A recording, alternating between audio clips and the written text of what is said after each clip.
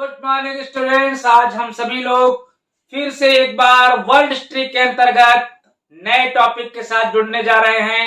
तो आप सभी लोगों का हार्दिक स्वागत और अभिनंदन।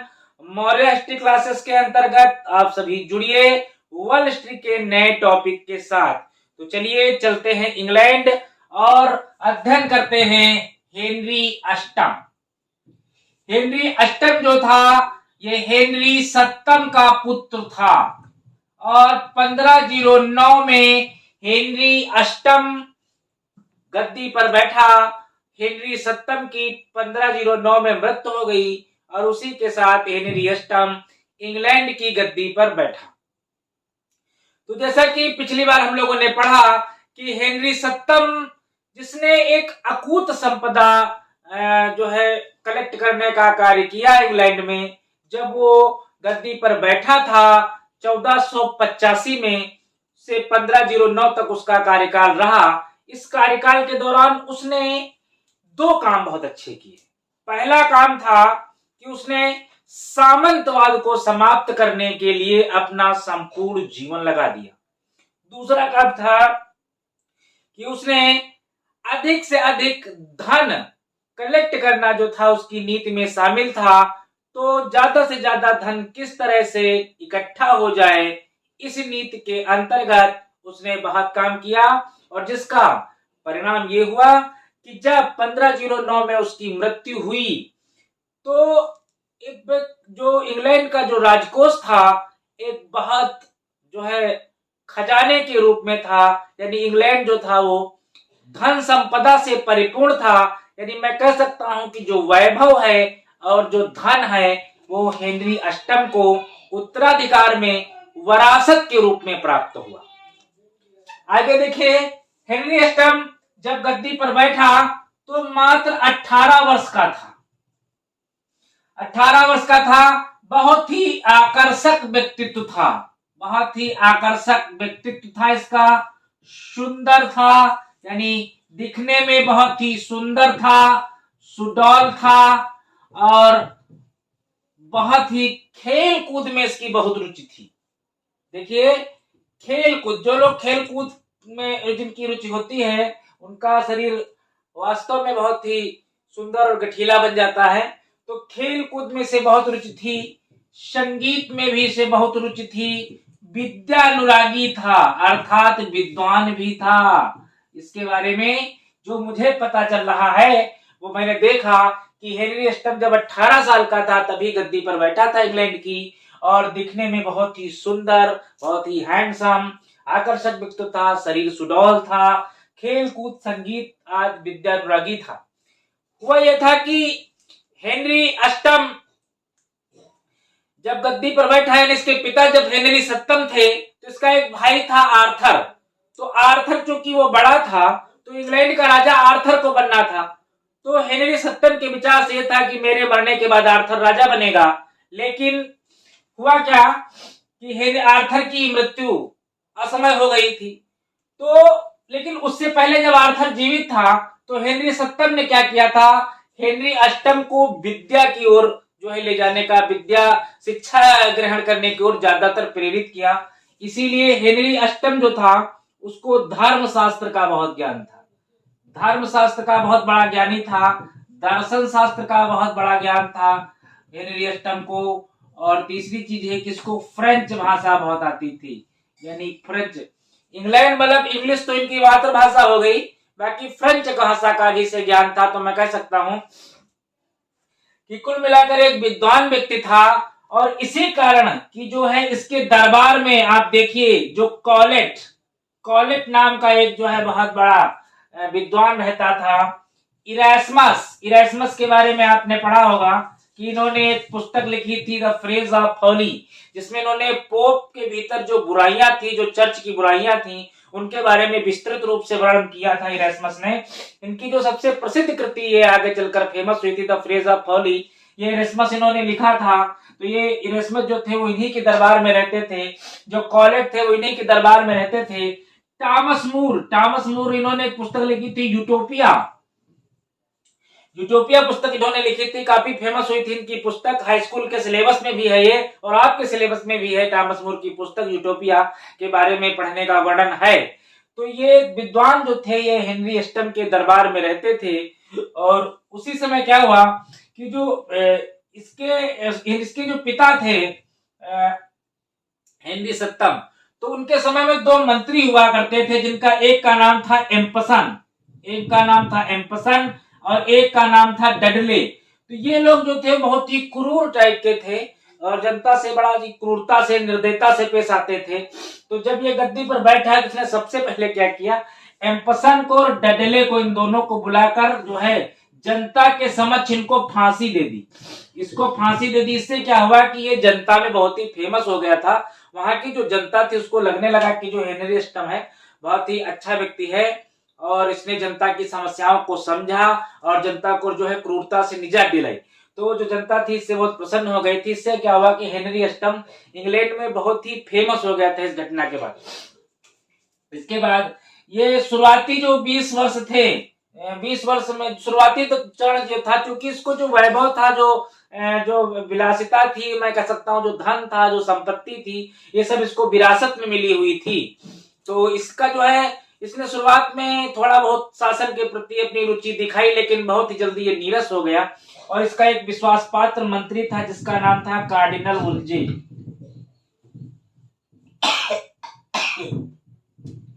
कार्डिनल वुल्जे इसका विश्वास पात्र मंत्री था। इसी कार्डिनल वुल्जे को इसने अपना मंत्री बनाया और अपना ये जो है जीवन के आनंद उठाने में, विलासितापूर्ण जीवन जीने में व्यस्त हो गया और शासन का जो सारा कारभार था इसने कार्डिनल वुल्जे पर छोड़ दिया और यहीं से इसने अपने जो है एक जो है वैभवशाली जीवन, जो एक राजा जीवन जीता है, उसकी एक नई पारी की शुरुआत की और पूरे इंग्लैंड को जो है कार्डिनल वुल्जे के हाथों में सौंप दिया। तो इस प्रकार जो है हेनरी अस्टम शुरुआती 20 वर्षों में इसने अपना वैभवपूर्ण जीवन जिया। इसी दौरान आइए देखते हैं कि इसके विवाह, हेनरी अस्टम का पहला विवाह, देखिए पहला विवाह हेनरी अस्टम का कैथरीन से हुआ। ये कैथरीन कौन थी? तो हेनरी अस्टम का एक भाई था जिसका नाम था आर्थर। आर्थर की ये पत्नी थी कैथरीन और असमय आर्थर की मृत्यु हो गई। तो मृत्यु हो जाने के बाद इसने कैथरीन से शादी कर ली। यद्यपि कैथरीन जो थी वो हेनरी अस्टम से उम्र में बड़ी थी, फिर भी कैथरीन के और हेनरी अस्टम के जो संबंध थे वो शुरुआती 17 सालों तक बहुत ही मधुर बने रहे। हुआ क्या कि कैथरीन से बहुत सारे बच्चे हुए, लेकिन सभी बच्चों की मृत्यु हो जाती थी। केवल एक लड़की जीवित बची थी कैथरीन से। तो कहीं ना कहीं जो हेनरी अस्टम था वो पुत्र प्राप्त करना चाहता था। उसे आशा थी कि एक पुत्र मिल जाए जो मेरे बाद इंग्लैंड की गद्दी पर बैठे, लेकिन ऐसा उसे संभव ना हो सका। इसीलिए वो अब कैथरीन से उबने लगा था, क्योंकि कोई बच्चे जो हुए थे उनकी मृत्यु हो गई थी, केवल एक लड़की थी। तो उसको कहीं ना कहीं इस बात का ये भी लगा था कि जब इसने शादी की थी, हालांकि ऐसी शादी इंग्लैंड में मान्य नहीं थी, पोप के द्वारा मान्य नहीं थी, लेकिन उस समय क्या था कि जो कैथरीन थी ये स्पेन के राजा फर्डिनेंड और उनकी पत्नी इसाबेला, उनकी ये पुत्री थी। तो उसमें स्पेन के राजा जो थे फर्डिनेंड, उनका पूरे यूरोप पर बहुत ज्यादा प्रभाव था। तो उनके प्रभाव में आकर के जो पोप थे उन्होंने कैथरीन की हेनरी अस्टम से विवाह की अनुमति दे दी थी। तो उससे इनकी शादी हो गई थी।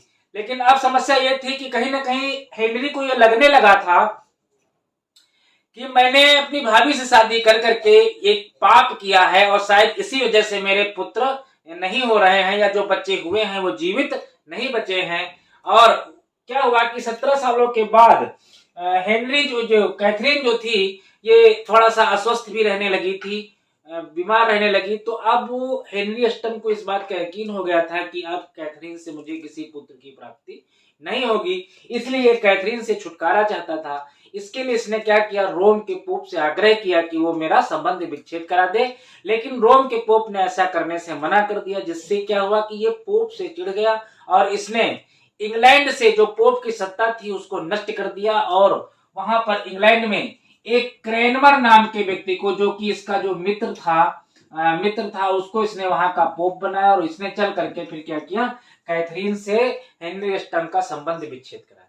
तो इस प्रकार मैंने देखा कि जो है कैथरीन से इसका संबंध विच्छेद हुआ। दूसरा कारण ये भी था कि इसके दरबार में एक औरत आती थी जिसका नाम था एन बोलेन, और हेनरी अष्टम उससे विवाह करना चाहता था, या मैं कह सकता हूँ कि उसके प्रभाव में आकर के वो उससे विवाह करना चाहता था। इस वजह से भी वो कैथरीन को जो है संबंध विच्छेद करना चाहता था। तो ये दोनों कारण थे। हालांकि बाद में क्रैनमर के द्वारा क्या हुआ, इनका संबंध विच्छेद हुआ, और संबंध विच्छेद होने के बाद हेनरी अष्टम ने अपना जो दूसरा विवाह था उसने एन बोलेन नाम की एक जो है स्त्री से 1533 में विवाह कर लिया। 1533 में एन बोलेन से विवाह किया, और इसी एन बोलेन से आगे चलकर के इसको एक पुत्री की प्राप्ति हुई जिसका नाम इसने एलिजाबेथ रखा। और ये एलिजाबेथ आगे चल करके 1556 से लेकर के 1603 तक इंग्लैंड की रानी बनेगी, और इसी के काल को इंग्लैंड के स्वर्ण काल कहा जाता है। जिस प्रकार भारत में गुप्त काल को भारत का स्वर्ण काल कहा जाता है, उसी प्रकार से इंग्लैंड में जो एलिजाबेथ का जो काल रहेगा उसको स्वर्ण काल के नाम से जाना जाएगा। तो ये एलिजाबेथ का शासन का काल रहेगा। लेकिन होता क्या है कि एन बोलेन से शादी करने के बाद जो हेनरी अष्टम होता है, इसको कुछ समय बाद पता चलता है कि जो एन बोलेन है ये कहीं ना कहीं कैरेक्टरलेस है, दुष्चरित्र है, जिससे यह नाराज हो जाता है। और 1536 में एन बोलेन को इस पर यह देशद्रोह का इल्जाम लगाता है। देशद्रोह का इल्जाम लगा करके इसको फांसी पर लटकवा देता है। इस प्रकार जो है एन बोलेन को ये फांसी पर लटकवाने में सफल हो जाता है। इसके बाद में क्या होता है, तीसरा विवाह ये करता है जेन सेमूर। जेन सेमूर नाम की लड़की होती है, उससे ये 1536 में शादी कर लेता है, और इससे एक पुत्र की प्राप्ति होती है। इस पुत्र का नाम होता है एडवर्ड षष्ठम, और यही पुत्र आगे चल करके इंग्लैंड का राजा बनता है। लेकिन होता क्या है कि इसकी जो जेन सेमूर की स्वयं मृत्यु हो जाती है, कि किसी बीमारी से ग्रसित होती है और इसकी स्वयं मृत्यु हो जाती है। इस प्रकार जो है हेनरी अष्टम फिर चौथी शादी करने के विषय में सोचने लगता है। उसी समय इसका एक मंत्री होता है, इस मंत्री का नाम है क्रामवेल। क्योंकि जो कार्डिनल वुलजे था, जब ये कैथरीन से संबंध विच्छेद करना चाहता था, तो इसने कार्डिनल वुलजे को रोम के पोप के पास भेजा था कि जाओ और उनको समझाओ कि वो आए और हमारे संबंध विच्छेद करा दें। जब कार्डिनल वुलजे वहां पर जाता है तो रोम के पोप के द्वारा वो मना कर दिया जाता है, क्योंकि उनके ऊपर स्पेन के राजा का प्रभाव था। जब कार्डिनल वुलजे वापस आता है तो हेनरी अष्टम उसको राज्य से निकाल देता है, उसका पतन कर देता है, उसको उसके पद से हटा देता है। वो कहता है जब तुम मेरा छोटा सा काम नहीं कर पाए तो तुम मेरे किस काम के मंत्री। तो वुलजे को उसके पद से हटाने के बाद यहीं से वुलजे का पतन हो जाता है, और उसके बाद एक नया मंत्री नियुक्त करता है जिसका नाम है क्रामवेल। क्रामवेल आ जाता है, और वो क्या करता है, एक जर्मन राजकुमारी होती है जिनका नाम है क्लिप्ज। इनसे जो है ये जर्मन राजकुमारी थी, और इनसे ये जो है शादी करवा देता है हेनरी अष्टम की। जब जर्मन का राजकुमारी शादी होकर के इंग्लैंड आती हैं, चूंकि ये देखने में खूबसूरत नहीं थी, बदसूरत थी, यह देखकर हेनरी अष्टम बहुत ही क्रोधित होता है, और क्रोधित होने के बाद क्रामवेल को फांसी पर लटका देता है। उसने कहता है कि तुमने एक ऐसी युवती से मेरी शादी करा दी जो बहुत ही बदसूरत है, और इसे क्रोधित होकर उसको फांसी पर लटका देता है। और क्रैनमर की मदद से पुनः ये क्लिप जो होते हैं, इससे ये संबंध विच्छेद करने में सफल हो जाता है, इससे संबंध विच्छेद कर लेता है। इसके बाद इसकी जो पांचवी शादी होती है वो कैथरीन हावर्ड नाम की एक स्त्री से होती है। ये कैथरीन हावर्ड होती है, इससे इसकी शादी होती है। लेकिन क्या होता है कि इसको कुछ समय के बाद पता चलता है कि जो कैथरीन हावर्ड है ये भी दुष्चरित्र है। इससे ये फिर से नाराज हो जाता है, और इसके ऊपर ये देशद्रोह का इल्जाम लगाता है, और देशद्रोह का इल्जाम लगाने के बाद इसको भी फांसी पर लटकवा देता है। इसके बाद में इसकी जो छठी शादी होती है वो कैथरीन पार नाम की एक स्त्री से होती है। कैथरीन पार नाम की जो एक स्त्री होती है, इससे शादी होती है। इसके बारे में कहा जाता है कि ये 3 पुरुषों से पहले शादी कर चुकी होती है, यानी ये चौथे नंबर पे जो हेनरी से शादी करती है। और हेनरी अष्टम जो है कि ये छठी पत्नी तो है, मतलब हेनरी अष्टम की ये छठी पत्नी है, और कैथरीन की जो है ये चौथा पति है। यानी कैथरीन की नजर में इसका चौथा पति है, और हेनरी की नजर में इसकी छठी पत्नी है। तो इस प्रकार कहते हैं कि कैथरीन पार इसकी जो है अंतिम शादी होती है और इसके बाद कैथरीन पार नहीं होती है। यहीं से हेनरी अस्टम का जो जीवन है वो पार हो जाता है, यानी हेनरी अस्टम की यहीं पर मृत्यु हो जाती है। और मृत्यु हो जाने के बाद जो कैथरीन पार होती है वो किसी चौथे व्यक्ति से शादी कर लेती है, यानी किसी जो है पांचवें व्यक्ति से, मैं कह किसी अगले व्यक्ति से ये शादी कर लेती है। ठीक है, तो चौथा तो ये व्यक्ति था, हाँ किसी पांचवें व्यक्ति से ये शादी कर लेती है कैथरीन पार। तो इसके बाद जब हेनरी अस्टम की मृत्यु हो जाएगी तो बस वहीं से इनकी कहानी खत्म हो जाएगी। जिस प्रकार हेनरी अस्टम ने अपने जीवन में 6 विवाह किए, और देखिए कहते हैं जिनके नसीब में विवाह नहीं लिखा होता वो 600 विवाह कर ले, लेकिन अगर कुंडली में पत्नियां नहीं लिखी हैं तो वो नहीं आएंगी, किसी कीमत पे नहीं आएगी, आप राजा हो चाहे आप महाराजा हो। तो इसी के साथ इसका टॉपिक खत्म हुआ।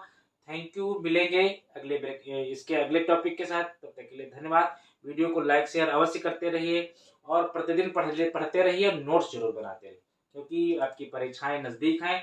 और अगर आपको कोई भी चीज समझ में नहीं आती है तो कृपया कमेंट बॉक्स में लिखें, उसके बारे में मैं आपको डिटेल से समझाने का प्रयास करूंगा।